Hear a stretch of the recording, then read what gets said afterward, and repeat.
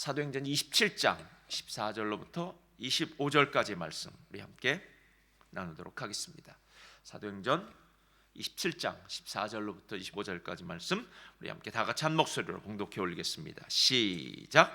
얼마 안 되어 섬 가운데로부터 유라굴로라는 광풍이 크게 일어나니 배가 밀려 바람을 맞춰 갈 수 없어 가는 대로 두고 쫓겨가다가 가우다라는 작은 섬 아래로 지나 간신히 거루를 잡아 끌어올리고 줄을 가지고 선체를 둘러감고 스르디스에 걸릴까 두려워하여 연장을 내리고 그냥 쫓겨가더니 우리가 풍랑으로 심히 애쓰다가 이튿날 사공들이 짐을 바다에 풀어버리고 사흘째 되는 날에 배의 기구를 그들 손으로 내버리니라.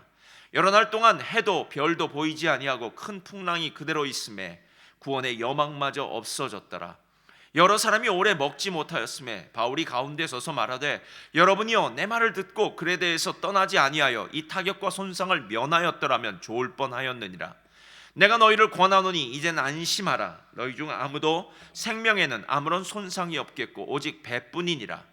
나의 속한 바 곧 나의 섬기는 하나님의 사자가 어젯밤에 내 곁에 서서 말하되 바울아 두려워하지 말라. 내가 가이사 앞에 서야 하겠고 또 하나님께서 너와 함께 항해하는 자를 다 내게 주셨다 하였으니 그러므로 여러분이여 안심하라. 나는 내게 말씀하신 그대로 되리라고 하나님을 믿노라. 아멘. 오늘 말씀의 제목은요, 다 같이 읽겠습니다. 시작. 놓친 말씀 잡아야 할 말씀. 우리 옆에 분들과 함께 인사 나누겠습니다. 주님의 이름으로 축복합니다. 주님의 이름으로 사랑합니다. 우리 다 같이 한 목소리로 하나님 감사합니다. 하나님 감사합니다. 하나님 감사합니다. 오늘 여러분들과 함께 이 놓친 말씀 또 잡아야 할 말씀이라는 제목을 가지고 함께 오늘 좀 은혜를 나누기를 원합니다. 워싱턴 주립대학의 맥밀런 교수는 어렸을 때부터 학대받았던 여성 154명을 대상으로 다음과 같은 설문조사를 했다고 합니다. 당신의 학대받은 경험이 당신의 인생을 살아갈 때에 1. 전혀 도움이 되지 않았다. 2. 조금은 도움이 된 것 같다. 3. 정말 유익했다. 그러니까 어렸을 때 받은 학대가 과연 당신의 삶의 이후의 삶을 어떻게 이끌었는지에 대한 설문조사를 했습니다. 우리가 생각하기로는 상식적으로 본다면 어렸을 때 받은 학대는 반드시 그 사람의 인생 가운데 고통스럽고 불행한 기억으로 남아 그 사람의 인생을 참 힘들게 하는 그런 요소가 되어야 될 터인데 놀랍게도 이 설문조사에 46.8%나 되는 사람은 도움이 되었다라고 말했답니다. 그러니까 어렸을 때 받은 학대가 내 인생 전반을 살아가면서 나의 삶에 무언가 도움이 됐다라는 그 퍼센테이지가 50%나 된다는 거예요. 게다가 그중 24%의 사람들은 매우 유익했다라고 이렇게 이야기했다고 합니다. 그래서 그 사람들의 이야기를 이렇게 생각해 보니까요, 학창 시절에 집단 폭력과 따돌림을 당하여 어려운 고통 속에 지냈더라도 그 덕분에 내가 지금 이렇게 강하고 단단해졌어라고 생각했다거나 아니면 그 고통이 나의 삶 가운데 이제 나는 틀렸어, 글러버렸어라고 포기하지 않고 다시 다른 곳을 바라볼 수 있는, 어쩌면 성장할 수 있는 더 절호의 기회를 만들어줄 수도 있었다라는 것입니다. 마치 우리가 사업에 실패했을 때 우리가 생각은 나는 지금 망했어가 아니라 하나님께서 나에게 다른 사업을 지금 하라고 기회를 주시는 것은 아닐까라는 그런 긍정적인 생각으로 삶을 바라볼 수 있는 그런 기회를 제공했다라는 것입니다. 여러분, 실제로 우리가 그리스도인의 관점으로 이런 문제들을 바라본다면 이렇게 해석할 수 있을 것 같아요. 우리의 삶 가운데는 어렸을 때 학대받거나 고통스러웠던 그런 진한 기억은 아니더라도 살아가면서 우리의 삶 가운데는 고난의 시간이 반드시 있을 수밖에 없다는 것입니다. 그러나 그 고난의 시간이 과연 우리의 삶 가운데서 어떻게 해소되어지고 적용되어지느냐는 우리 안에 하나님의 말씀이 있느냐 없느냐라는 그 문제로 인해서 그 고난이 나에게 유익이 될 수도 있고요, 또 반대로 그 고난이 나의 삶에는 정말 힘든 문제가 될 수 있다는 겁니다.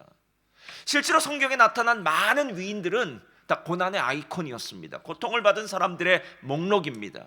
그 중에 가장 고난을 진하게 받았다고 하는 욥으로부터 시작해서 다윗도 그렇고요, 요셉도 그렇고요, 모든 사람들이 고통하면 일가견이 있는 사람입니다. 심지어 신약에 나타난 바울은 아주 고통과 고난의 삶에 덩어리 같은 삶을 산 사람이고, 그리고 마지막까지 남아서 요한계시록을 쓴 요한은 기름감에 들어갔다 나오는 정말 반모섬에 끌려가서 그곳에서 인생을 맞이했던 그런 고난의 아이콘과 같은 사람들이더라라는 겁니다. 그럼에도 불구하고 그들이 그 고난 가운데서 승리할 수 있었던 이유는, 저를 따라하시 바랍니다, 하나님의 말씀이 그들에게 있었기 때문입니다. 믿으십니까?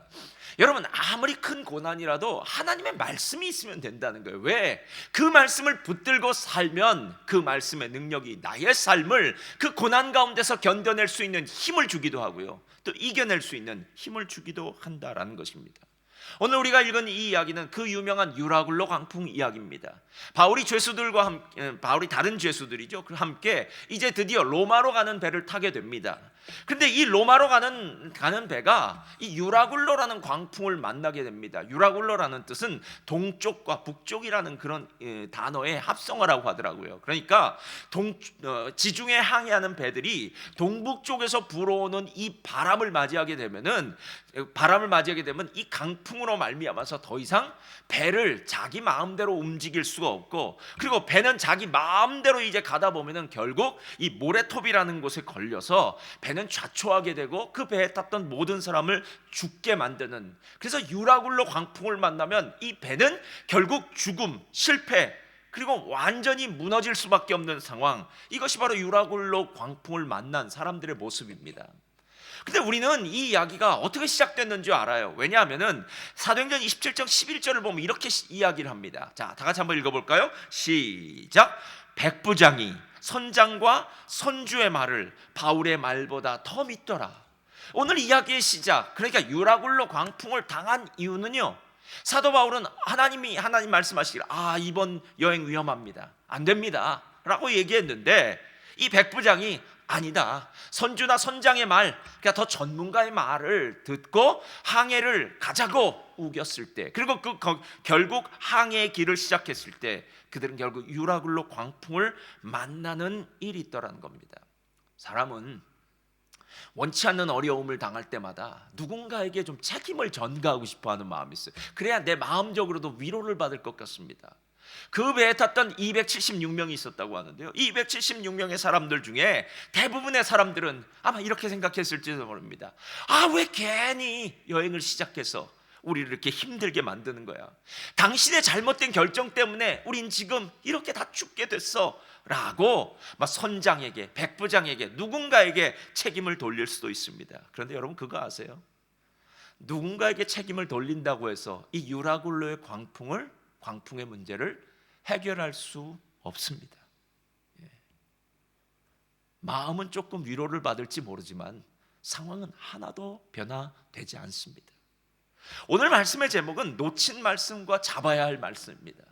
실제로 오늘 이 놓친 말씀과 잡아야 할 이 말씀을 통해서 우리에게 가르쳐 준 것은 무엇이냐면요, 말씀을 놓치면 유라굴로를 만난다는 것이고요, 유라굴로 속에서 살아날 수 있는 이유는 잡아야 할 그 말씀을 잡았기 때문이라는 거예요. 그래서 저는 이 두 가지에 대해서 오늘 얘기를 하고 싶은데요, 첫째로, 자, 다 같이 읽겠습니다. 시작.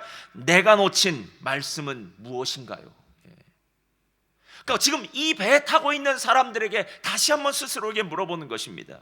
여러 사람이 오래 먹지 못하였음에 바울이 가운데 서서 말하되, 여러분이요 내 말을 듣고 글에 대해서 떠나지 아니하여 이 타격과 손상을 면하였더라면 좋을 뻔하였느니라.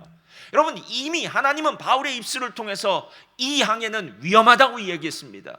유라굴로를 만날 수 있을 것이라는 그런 뉘앙스의 이야기를 던졌습니다. 그런데 그들은 바울을 통해서 전달되는 하나님의 말씀을 듣지 않았다는 거예요. 모든 문제의 시작은 바로 여기에서부터 시작합니다. 그러나 이 문제를 다시 돌아가서 왜 내가 그때 안 했을까라는 이야기를 하는 것이 아니라, 내가 놓친 말씀으로 말미암아 지금 나의 삶에 문제가 생겼다는 사실을 다시 한번 기억하라는 거예요. 여러분, 학교에서 공부하는 학생들에게 공부를 잘할 수 있는 방법에 대해서 얘기할 때는 언제나 예습과 복습을 잘해야 된다라고 얘기해요. 근데 예습과 복습 두 가지 중에 어느 것이 더 중요하냐고 묻는다면요, 저는 복습이라고 얘기하고 싶습니다. 왜냐하면 예습은 예습도 하면 좋겠죠. 선행학습을 하면 좋겠죠. 그러나 선행학습을 열심히 하다 보면 막상 그 학습을 하게 될 때 그 공부가 지루하게 느껴질 수도 있고요, 재미가 없을 수도 있어요. 근데 복습은 틀려요. 복습은 내가 잘못한 것이 무엇인지를 다시 한번 되짚어 보는 것입니다. 마치 프로 기사들이 바둑을 둘 때 언제나 이 경기에, 이 시합에 내가 졌더라도 마지막 끝나고 나면 복기를 두는 것처럼 나의 어느 부분에 문제가 있는 것인가를 다시 한번 점검하는 것처럼 나의 신앙, 나의 삶, 이 부분도 점검하는 것이 중요하다라는 거예요. 요즘은 요리를 만드는 프로그램 참 많지 않습니까? 그런데 대용량으로 요리를 할 때는요, 언제나 두 가지가 필요하다고 이야기합니다. 첫째는 정확한 계량이 필요하다는 거예요. 그래야 맛이 변하지 않아요. 그리고 레시피의 순서를 따라서 해야 돼요. 먼저 볶아야 될 거, 먼저 해야 될 거, 나중에 해야 될 것이 막 뒤죽박죽 되면요, 그 음식의 맛을 제대로 낼 수 없다라는 거예요. 만약에 지금 대용량으로 어떤 음식이 나갔을 때 이거는 처음에 내가 먹던 음식과는 좀 다르네 라고 이야기했다면 그 안에는 어떤 문제가 분명히 있었다라는 거예요. 여러분, 정말 똑같은 맛을 내기 위해서 이런 부분 중에 어느 하나만 문제가 생겨도 맛이 달라지지 않습니까? 그래서 다시 되짚어 보아야 돼요. 다시 돌아가면 됩니다. 그럼 반드시 그 순간순간 어느 순간인가 내가 잘못한 것이 있다는 것을 알게 된다라는 거예요. 오늘 유라굴로 광풍을 만난 사람의 삶에는 잘못이 있었습니다. 하나님의 말씀을 놓친 거예요. 근데 여러분, 저는 이 구절을 묵상하다가요, 탕자의 이야기가 생각났어요. 왜 생각났는지 모르는데 탕자의 이야기가 생각났어요. 제 말 한번 잘 들어보시기 바랍니다. 탕자가 무슨 죄를 그렇게 크게 졌습니까? 탕자가 남의 물건을 도적질했습니까? 탕자가 가서 간음을 했습니까? 탕자가 하나님의 이름을 막 욕보이고 그렇게 살았습니까? 누구를 죽이는 살인죄를 저질렀습니까? 제가 탕자의 이야기를 다시 곰곰이 묵상하다 보니까 탕자가 잘못한 것은요, 아버지한테 자기가 받을 유산을 달라고, 그러니까 아버지가 살아생전에 유산을 받을 수는 없겠죠. 아버지가 돌아가셔야 받아야 될 유산을 살아생전에 달라는 것, 그리고 그 유산을 받아서 먼 나라로 가버린 것입니다. 그러니까 실질적으로 이 아들이 다른 사람에게 뭘 잘못한 일은 많지 않아요. 다른 나라에 갔는데 아이고 딱 그때에 그 나라에 흉년이 들어서 자기가 가지고 갔던 돈들을 다 잃어버리고 허랑방탕이 썼겠죠. 잃어버리고 돼지치는 사람으로 전락해버린 것이지, 실제로 우리가 생각하는 어떤 극악무도한 죄를 탕자가 저지른 것은 아닙니다. 근데 여러분, 그거 아세요? 탕자는 극악무도한 죄를 저지르지 않았더라도 아주 죄의 핵심, 죄의 근본인 한 가지 죄를 저질렀습니다. 그것이 무엇인 줄 아십니까? 하나님을 떠나는 죄요. 그런데 하나님을 그냥 떠나는 죄가 아니라 하나님의 말씀을 떠난 죄요. 그럼 탕자가 왜 하나님의 말씀을 떠났고 하나님을 떠났을까요? 아버지를 떠났을까요? 그것은 아버지가 탕자에게 이야기하는 이야기들이 전문 용어로 우리가 잔소리라고 하는데요, 더 이상 듣기 싫은 잔소리처럼 생각이 되었기 때문입니다. 야, 난 이제 좀 자유롭고 싶어. 언제까지 내가 부모님 밑에서 부모님의 잔소리를 들으면서 이렇게 살아야 돼? 엄마, 나 이제 18살이 넘었어요. 나도 이제 성인이에요. 나한테 더 이상 좀 얘기하지 마세요. 내일은 내가 알아서 할 테니까. 죽이 되던 밥이 되던 내가 알아서 할 테니까. 여러분, 젊은 청소년들만 청년들만 그런 얘기하는 줄 아세요? 아니에요. 예수 믿는 부모님들은요, 예수 믿는 자녀들이죠. 그 자녀들에 대해서 제일 걱정하는 것은 우리 자녀가 돈을 못 벌면 어떡하나 이런 거 아닙니다, 여러분. 예수 믿는 부모님들에게 있어서 자녀들에 대한 걱정은요, 신앙의 걱정밖에 없어요. 우리 자녀가 요즘 예배를 잘 드리고 있나? 교회를 잘 나갔나? 말씀 생활 잘 하고 있나? 그래서 또 물어보는 거예요. 얘야, 너 교회 나갔었어? 요즘 같으면 온라인 예배 드렸니? 너 요즘 기도 생활은 어떠니? 하나님께 기도하니? 일하기 전에 기도하니? 너 요즘 말씀 보고 있니? 매일 성경하고 있니? 여러분, 부모님이 이렇게 얘기하면은요, 자녀는 이렇게 얘기해요. 엄마, 제발 좀 그만. 내가 나이가 몇인데, 나도 이제 결혼해서 이제 아이들이 있는 나이야. 엄마 이제 좀 그만해줘 라고 얘기할 때가 있다는 거예요. 그거 아세요? 그렇게 그만이라고 하는 그 자녀에게 유라굴로라는 광풍이 다가와요. 여러분, 오늘 그 얘기하고 있는 거예요. 우리의 인생 가운데 놓친 말씀이 얼마나 중요하냐는 거예요. 이젠 좀 그만, 잔소리처럼 들려지는 그 하나님의 말씀, 말씀 잘 읽어야 됩니다, 말씀 읽어야 됩니다, 묵상해야 됩니다, 기도해야 됩니다 라는 이 잔소리 같은 말씀, 여러분, 이 피가 되고 살이 되는 이 말씀을 떠나서 우리 삶 가운데 임한 것이 유라굴로라는 거 아세요, 여러분? 그럼 이제 어떻게 해야 되는지 아십니까? 성경은 오늘 우리들에게 해답을 가르쳐줘요. 두 번째로, 자, 다 같이 읽겠습니다. 시작. 내가 잡아야 할 말씀은 무엇인가요? 그렇다면 이제 놓친 말씀은요, 이미 놓쳤어요. 우린 유라굴로로 다 만났어요. 그렇다면 이제 다시 우리가 이 유라굴로를 이길 수 있는 방법은 무엇일까요? 그 말씀을 붙드는 방법밖에 없습니다. 참, 오늘 이야기가 재미있는 것은 무엇이냐면요, 유라굴로를 만나기 전까지는 바울은 엑스트라였습니다. 조연 같은 사람이었어요. 근데 막상 유라굴로를 만나서 이제 배를 선장이든 손주든 이런 사람들이 움직일 수 없을 때, 그때 비로소 이제 바울은 엑스트라가 아니라 주연 역할을 감당하고 있습니다. 이 배는 이제 바울에 의해서 움직여지는 배가 되는 거예요. 그리고 바울의 입에서 나오는 말씀 한마디 한마디가 정말 이제부터는 귀 기울여 담아야 될, 그러니까 정말 여기서 살 수 있는 말씀이 된다라는 겁니다. 그러니까 다시 바울의 말씀을 듣기 시작했다는 거예요. 제가 조금 전에 이야기했던 탕자의 비유가 이걸 너무나 잘 얘기해요. 탕자는 쥐업 열매를 먹으려고 했었는데 쥐업 열매도 제대로 먹지 못하고 그 고통 가운데서 아버지를 생각합니다. 무슨 아버지를 생각한 줄 아십니까? 우리 아버지 집에는 품꾼들도 먹는 문제만큼은 잘 사는데, 여러분, 예전에 탕자는 아버지를 생각할 때요, 아버지를 아주 빡빡한 사람, 아버지를 아주 좀 완악한 사람으로 생각했어요. 아니, 잔소리꾼으로 생각했어요. 그래서 아버지와 함께 있는 것은 토처 같아요, 나에겐 고문 같아요, 난 아버지랑 함께 있고 싶지 않아요 라고 생각했던 그 아버지가 찬바람 맞는 그 고통의 시간에, 유라굴로 광풍을 만난 그 시간에 다시 한번 생각해 보니까 우리 아버지는 나쁜 아버지가 아니에요. 우리 아버지는 완악한 아버지가 아니에요. 우리 아버지는 좋은 아버지다라는 거예요. 그래서 누가복음 15장 20절에 이렇게 얘기합니다. 이에 일어나서 아버지께로 돌아가니라. 이에 일어나서 아버지께로 돌아가니라.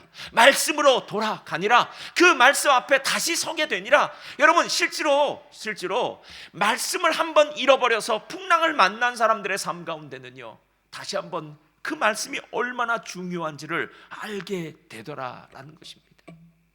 오늘 유라굴로를 만난 이들도 마찬가지였습니다. 바울이 처음 전했던 그 말씀은 힝 하고 다 아무렇지도 않게 그렇게 지내버렸던 그 사람들이 이제부터 바울의 말씀을 하나씩 듣기 시작합니다. 근데 한번 바울의 말씀 들어보시겠어요? 자, 22절 우리 한번 다 같이 읽겠습니다. 22절이요. 시작. 내가 너희를 권하노니 이제는 안심하라. 너희 중 아무도 생명에는 아무런 손상이 없겠고 오직 배뿐이니라. 자, 여기 잘 보시면요, 아무도 생명에는 아무런 손상이 없겠고, 소망의 말씀, 구원의 말씀, 생명의 말씀이죠. 자, 그 다음에 31절 다 같이 읽겠습니다. 시작. 바울이 백부장과 군인들에게 이르되 이 사람들이 배에 있지 아니하면 너희가 구원을 얻지 못하리라 하니. 여러분, 배에 있으면 구원을 받는다는 거예요. 그런데 선원들이 도망을 가려고 거룻배를 띄우려고 할 때 저들이 떠나면 안 된다라고 얘기합니다. 여러분, 구원에 대해서 얘기합니다. 34절 음식 먹기를 권하노니 이것이 너희의 구원을 위하는 것이요 너희 중 머리카락 하나도 잃을 자가 없으리라고. 여러분, 하나님의 구원의 말씀이 지금 들려주고 있잖아요. 그리고 마지막 절에는 이렇게 마칩니다. 그 남은 사람들은 널조각 혹은 배물건에 의지하여 나가게 하니 마침내 사람들이 다 상륙하여 구조되니라. 구원받았다는 얘기입니다. 바울의 말씀만 들은 것이 아니라 그 말씀에 순종했습니다. 그 말씀을 따랐습니다. 그랬더니 276명 전원이 한 사람도 죽지 않고 그 유라굴로 광풍 속에서 살아났다는 얘기입니다. 여러분, 구원은 심오한 철학적인 개념이 아닙니다. 성경이 말하는 구원은 언제나 단순하고 심플하고요, 그리고 실질적입니다. 이 말은 무슨 뜻이냐면, 내가 지금 질병 가운데 고통받고 있습니다. 그런데 그 질병 가운데서 하나님이 나를 건져주셔서 치유케 하시고, 그 질병의 이유를 알려주셔서 그 질병의 문제를 믿음으로 이겨낼 수 있는 것, 그것이 구원입니다. 나의 삶 가운데 지금 사업에 문제가 생겼습니다. 이 문제를 어찌할 수가 없습니다. 밤잠이 오지 않습니다. 그런데 하나님이 믿음의 말씀을 주셨더니 그 말씀으로 그 사업의 문제를 이겨낼 수 있다라는 거예요. 나의 삶 가운데 인생의 가치가 무엇인가, 내가 이렇게 살아야만 되는가 고민하던 그 모습 가운데서 하나님이 나를 건져주시면은, 아, 인생은 이것을 위해서 사는 것이구나 라는 확신이 생겨진다는 겁니다.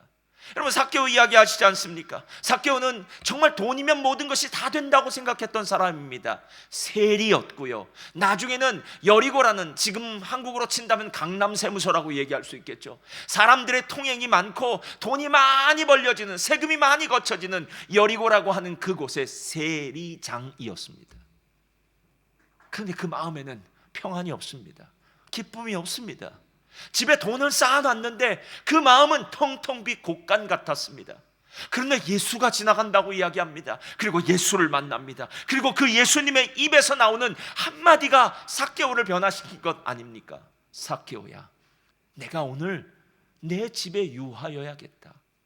삭개오야, 내가 너와 함께 있고 싶다. 할렐루야. 여러분, 삭개오야, 내가 너와 함께 있고 싶다라는 그 말 한마디가 삭개오의 인생의 태풍과 같은 놀라운 역사를 시작합니다. 그래서 삭개오는 자신의 삶 가운데 그토록 짓누르고 있던 삶의 고민의 문제를 단방에 해결하고요, 하나님과 사람 앞에서 칭찬받는 사람, 게다가 하나님과 사람 앞에서 자유로운 인생을 사는 축복받은 인생. 주님은 그를 향하여 오늘 구원이 이 집에 임하였으니 이도 아브라함의 자손이라고 말하는 그 놀라운 축복의 말씀을 듣는 축복의 사람이 되었다라는 것입니다. 오늘 말씀의 제목은요, 놓친 말씀과 잡아야 할 말씀입니다. 그런데 저는 이 놓친 말씀이라고 얘기할 때, 내가 왜 그때 놓쳤을까라는 후회만 하지 말라는 거예요. 왜냐하면 만약에 우리가 살아있다면 계속 삶이 아직까지 내게 있다면 우리에게는 반드시 기회가 올 줄 믿습니다. 기회가 온다라는 거예요, 여러분. 그러니까 과거에 놓친 그 말씀 때문에 안타까워하면서 후회하는 인생에서 벗어나 지금 나에게 주실 그 말씀을 바라보라는 겁니다. 제가 지난주에 계속 얘기했던 전도서는 정말 대단해요. 전도서 9장 5절 말씀은 이렇게 이야기합니다. 산 자들은 죽을 줄을 알되 죽은 자들은 아무것도 모르며 그들이 다시는 상을 받지 못하는 것은 그들의 이름이 잊어버린 바 됨이니라. 이 말이 무슨 뜻이냐면요, 이 말씀 전에는 산 개가 죽은 사자보다 낫다라는 이야기로 시작하는 거예요. 살아있는 사람들에게는 기회가 옵니다. 그러니까 그 기회를 잡으면 되는 거예요. 이전에 놓친 기회가 아니라 이제 내게 주실 그 말씀이 무엇인지를 붙들면 된다는 겁니다. 그 말씀을 붙들었을 때, 그 말씀을 받았을 때 우리의 인생 가운데서는 하나님이 주신 놀라운 복을 경험하는 믿음의 사람이 될 수 있다는 겁니다. 그런데 오늘 이야기를 보다가요, 제가 예전에 한번 얘기했던 예화인데요, 스코트 어들레이드라는 한 미군 항공 편대장이 보스니아에서 추락해서 낙하산을 타고 겨우 살아나서 그 적지에서 간신히 탈출해서 6일 동안 버티다가 구조를 받은 경우가 있었어요. 그가 6일 동안 적진에서 곤충을 잡아먹고 빗물을 받아먹으면서 버티다가 미 해병대에 의해서 구조를 받았습니다. 근데 그때 사람들이 물어봤어요. 어떻게 6일 동안 그렇게 정말 오지에서 곤충을 잡아면서 빗물을 마시면서 그렇게 버틸 수 있었냐 물었더니 이 스콧 어들레이드라는 사람, 미국 항공 편대장이 이렇게 얘기를 하는 거예요. 저는 공군 조종사로서 페어차일드 공군 기지에서 17일간 지옥 같은 생존 훈련을 받은 적이 있는데 그 훈련 덕분에 격추된 지 악조건 속에서도 살아남을 수 있었습니다. 저는 17일 동안 생존 훈련을 하면서 먹을 수 있는 것과 먹으면 안 되는 것을 가리는 법을 배웠습니다. 물을 어떻게 먹어야 되는지를 배웠습니다. 밤이 되면 체온을 유지할 수 있는 법도 배웠습니다. 그 훈련이 단지 저에게 정보를 주는 것에서 끝나지 않았고, 저는 그 훈련을 통해서 배웠기 때문에 살아남을 수 있었습니다. 이렇게 얘기하는 거예요. 여러분, 오늘 이 바울이 타고 갔던 그 배에 탔던 사람은 총 276명이었습니다. 그런데 276명 중에 바울을 제외한 모든 사람들은 하나님의 말씀의 문외한이었습니다. 그러니까 내가 왜 유라굴로 같은 광풍을 만났는지, 이 유라굴로 같은 광풍을 어떻게 헤쳐나가야 될지에 대해서 왜 만났는지도 모르고요, 어떻게 헤쳐나가야 될 바도 모르는 사람들이라는 거예요. 오직 한 사람만 알아요. 사도 바울이요. 사도 바울은 하나님의 말씀의 부르심을 받고 그 말씀대로 살았던 사람입니다. 말씀의 인도하심을 받은 사람이었고요, 말씀대로 하나님의 뜻이 무엇인지를 알았던 사람이고요, 그리고 고난 가운데서 말씀으로 그 고난을 이겨냈던 사람입니다. 그러니까 마치 스커트 어들레이드 편대장이, 항공편 그 비행 편대장이 자기가 17일 동안 그 페어차일드에서 받았던 생존 훈련을 잘 받았기 때문에 자기가 지금 그곳에서 살아남을 수 있었다고 이야기할 수 있었듯이, 사도 바울이 매일매일 삶 가운데서 하나님의 말씀을 적용하고 묵상하고 그 말씀대로 살았던 것이 있었기 때문에 오늘 자기만 유라굴로 광풍 속에서 살아남는 것이 아니라 자기와 함께한 275명이죠. 275명의 목숨도 살리는 놀라운 역사가 있었다는 겁니다. 여러분, 신앙생활을 하는 여러분들에게 제가 부탁하고 싶은 말이 있습니다. 왜 신앙생활을 하십니까? 그러면 우린 천국에 가기 위해서라고 얘기할 수 있어요. 그럼 정말 다시 한번 묻겠습니다. 어떻게 신앙생활 하시기를 원하십니까? 여러분, 어떻게 라고 얘기할 때 우리가 진짜 대답할 수 있는 건 하나밖에 없어요. 매일 말씀을 훈련받아야 돼요. 말씀을요. 말씀은 오늘 교회에서 이렇게 주일날 설교로 저를 통해서 하는 말씀도 있을 테고요, 매일 아침마다 우리가 보는 매일 성경도 될 수 있을 테고요, 또 우리가 만나는 누군가에게서 들려지는 하나님의 말씀이 있을 겁니다. 실제로 우리 인생 가운데 가장 큰 축복은 말씀의 통로가 열려져 있다는 거예요. 가장 큰 저주는 말씀의 통로가 막혀져 있다는 거예요.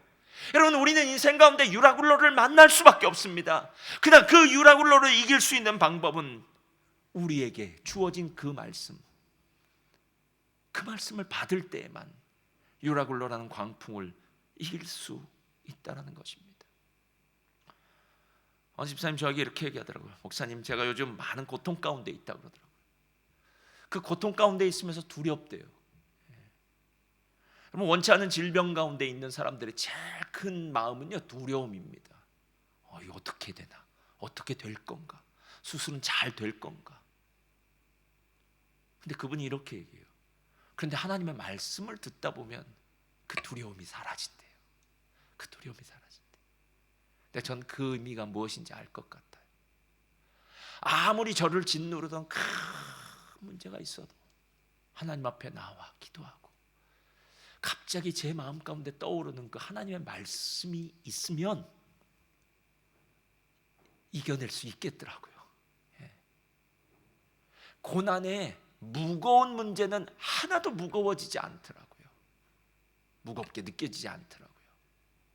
하나님의 말씀의 능력이 고난보다 훨씬 커서 고난을 넉넉하게 이길 수 있는 힘을 주시더라라는 겁니다. 우리 모두는 지금 코로나라는 유라굴로 광풍을 만났습니다. 세상 사람들과 믿음의 사람들의 한 가지 차이가 있다면, 세상 사람들은 왜 이 유라굴로를 만났는지 자기 나름대로 해석할 거예요. 근데 우린 알아요. 하나님이 허락하셨기 때문입니다. 근데 이 유라굴로를 벗어날 수 있는 방법도 우리는 알아요. 백신이 유라굴로를 벗어나게 하는 것이 아니라 하나님이 이 유라굴로 광풍 속에서 만났던 그 하나님의 말씀이 나를 이 유라굴로 광풍에서 벗어나게 할 수 있는, 코로나 팬데믹에서 벗어나게 할 수 있는 가장 큰 힘이 되더라라는 것입니다. 사랑하는 성도님들, 무릇 지킬 만한 것보다 내 마음을 더욱 지키라. 생명의 근원이 이에서 납니다 라고 이야기합니다. 백신을 맞으면서 우리 사회가 하나씩 그 다음 단계를 밟아 나갈 것입니다. 그래서 백신은 반드시 맞아야 될 거예요. 그냥 그것보다도 더 먼저 우리가 생각해야 될 것은 무엇이냐? 바로 하나님의 말씀이 있느냐, 내가 이 어려운 시기를 이겨낼 수 있는 그 말씀이 있느냐. 여러분, 오늘 그 말씀이 없는 분들이 계시다면요, 그 말씀을 찾으시기를 주님의 이름으로 부탁드립니다. 만나시기를 주님의 이름으로 부탁드립니다. 그 말씀이 있을 때 우리의 인생이 넉넉히 이기는 놀라운 역사가 있을 줄 믿습니다. 아멘.